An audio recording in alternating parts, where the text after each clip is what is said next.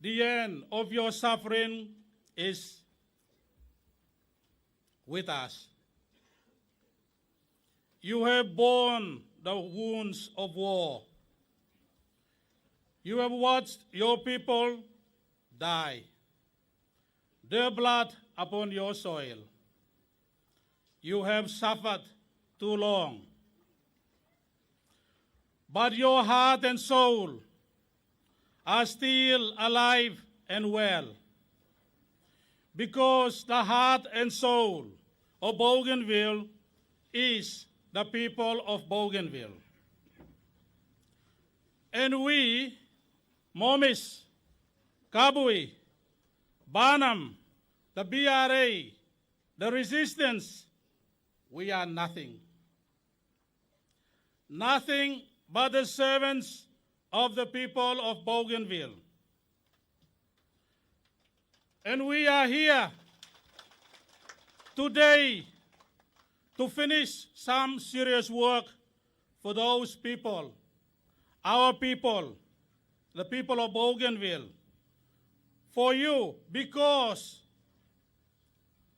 today we stand before you to let you know that we have secured a sensible, practical agreement that guarantees Bougainville's political future. It also lets Bougainville decide its form of government and its level of autonomy. And it gives to Bougainville their right to vote on independence in a free and fair referendum.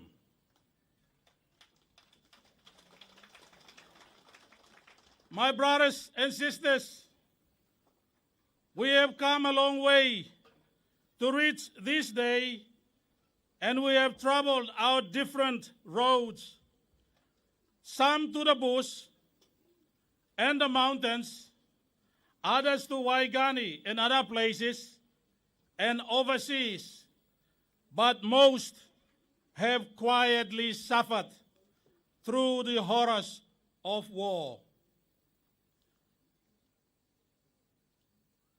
But, Mr. Chairman, all of us have been working towards this day when we could stand together, not as BIG or as BTG, not as resistance or BRA, not as leaders of fighting men, but standing together as Bougainvilleans, united, having finally secured a peace.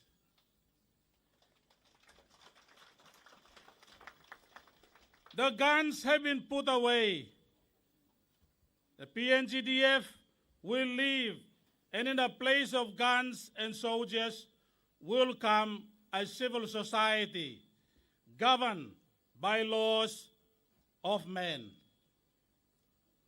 A Bougainville society in which we will give the highest regard for traditional authority, for justice and human rights. A Bougainville society in which we can live without fear, without the need for guns. Because, Mr. Chairman, we are absolutely committed to making the transition from the war to peace. All of us, warriors, politicians, and the ordinary people of Bougainville can say today we have reached a milestone in the history of Bougainville. What is important is that we have done it together. But, Mr. Chairman, we have done it with the support and assistance of many others. I must thank the Peace Monitoring Group countries, Australia, New Zealand, Fiji, and Vanuatu. Your presence on the ground has given us the security to move on to peace. To Solomon Islands and the Solomon Islands Christian Association, you have always been willing friends to Bougainville. The United Nations and the Ambassador Sinclair and the PMG commanders and your men, we thank you for your assistance and guidance. To UNPO and the World Council of Churches, you held our hands at the very start when we needed it most. And to our friends and organizations in Australia and the Pacific and overseas, too many to mention, you gave us hope when it was needed most. To the leaders of Papua New Guinea who accepted that peace through peaceful means was more than just a slogan. To Nick Warner, the High Commissioner of Australia, and Sarah Story of the Australian High Commission, and the Secretary General of the Commonwealth Secretariat, Mr. Don McKinnon, John Hayes, and Nigel Moore from New Zealand, and particularly to Alexander Downer, who developed and negotiated a compromise on referendum when the peace process was floundering. We would not be here today without Mr. Downer's personal intervention. Australia's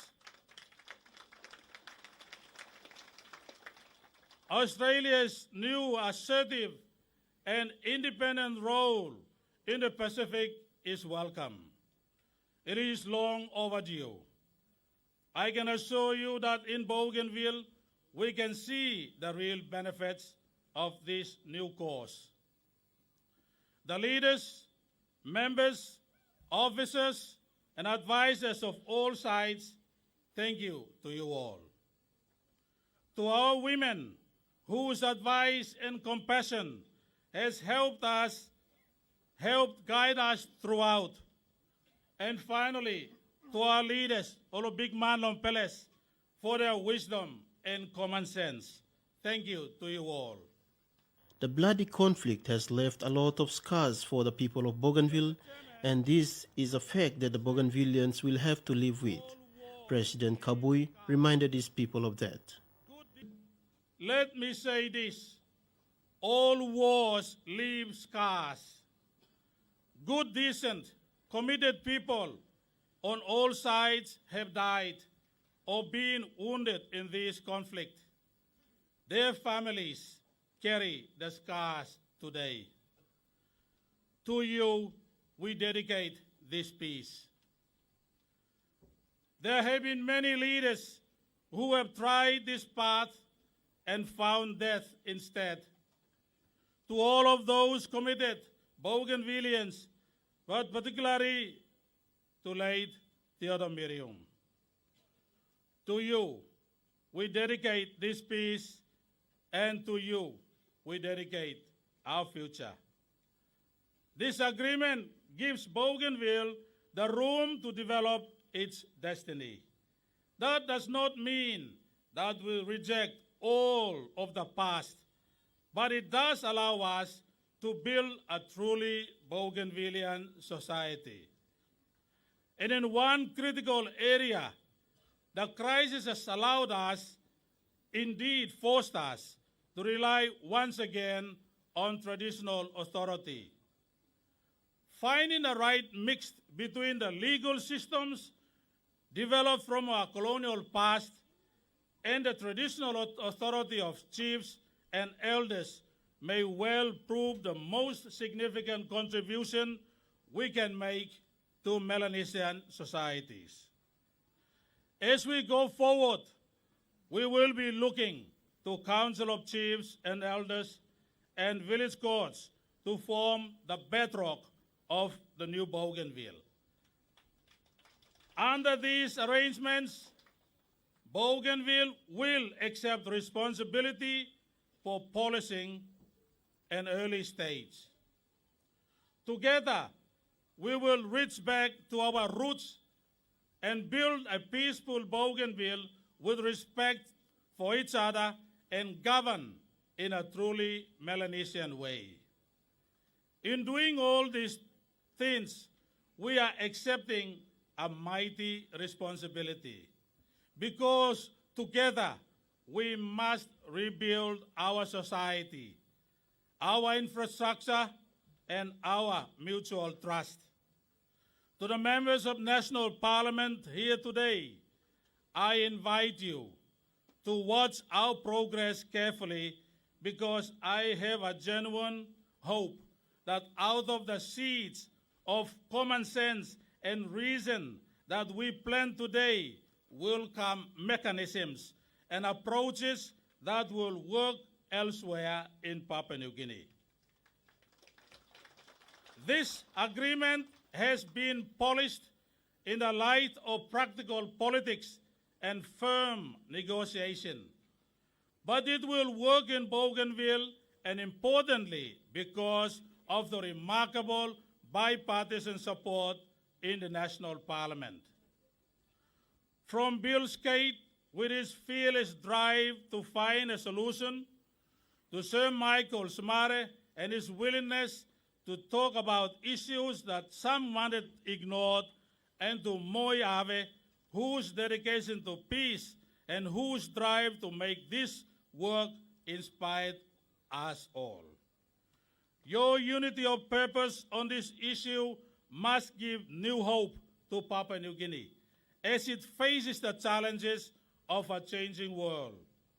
And in particular, I want to thank Mr. Francis Ona. You have challenged us every step of the way. That is your right and your path. I think that you will be proud that your guidance and practical criticism from afar has helped mold this remarkable agreement. Finally, Mr. Chairman, to the young men and women and children of Bougainville, today is your day. It is for you that we have taken the steps that bring us here today. You are our hope and our future. For you, we have built this peace. But in our hearts, the thought that our children, no matter how young or old, can be safe and need not fear untimely death or injury. For us, that is the achievement in these negotiations. So let us, Bougainvillians, all of us, let us live this peace tomorrow, committed to the hard work and courage that will be required to make the peace work.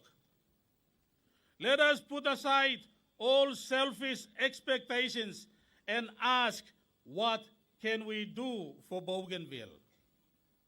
Not what Bougainville can do for you or me.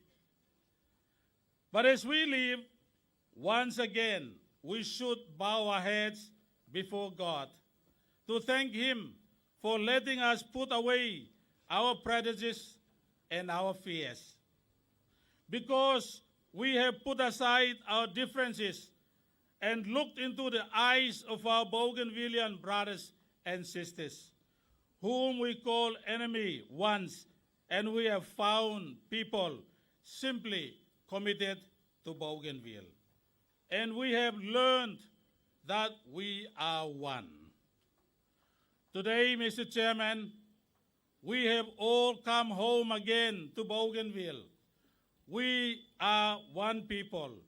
We have confronted this crisis, and through the wisdom of God, together with our colleagues from the national government, we have found peace at last for Bougainville.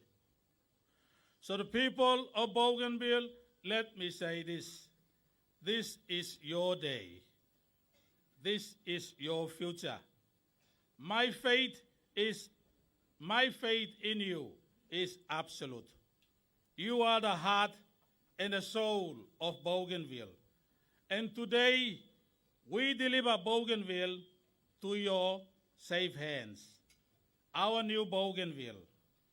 Together, we will stand guard over this peace. Together, we will build a new Bougainville.